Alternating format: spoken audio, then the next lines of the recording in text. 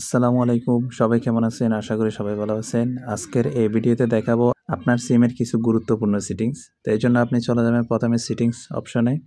Settings অপশনে আসার পর আপনি এখানে দেখতে পাবেন সিম অ্যান্ড নেটওয়ার্ক সেটিং এই অপশনটাতে ক্লিক করে দিবেন।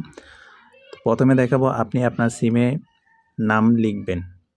তো এখানে কি করবেন, সিম অপশনটা ক্লিক করার পর কাস্টম নেম যেটা দেখতে পাচ্ছেন, এখানে চাইলে আপনি রবি নামটা কেটে দিয়ে আপনি আপনার নামটা বসিয়ে দিতে পারেন।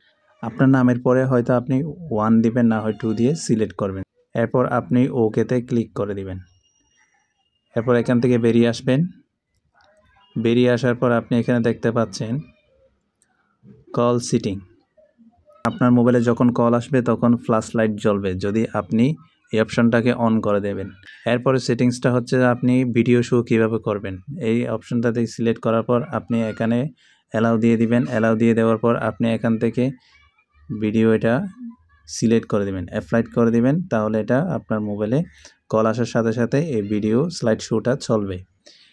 সিম 1-এ আপনি এক রিংটোন দিবেন, সিম 2-তে আরেকটা রিংটোন সেট করতে পারবেন যদি আপনি এই সেটিংসটা করে রাখেন। তো সিম 1-এ আসবেন। সিম 1-এ এসে এখান থেকে রিংটোন সিলেক্ট করে দিবেন। তো দেখুন এরপরে সিম 2-তে আরেকটা রিংটোন সিলেক্ট করে দিবেন। যেটা সিম 1-এ বাজবে সেটা সিম 2-তে বাজবে না।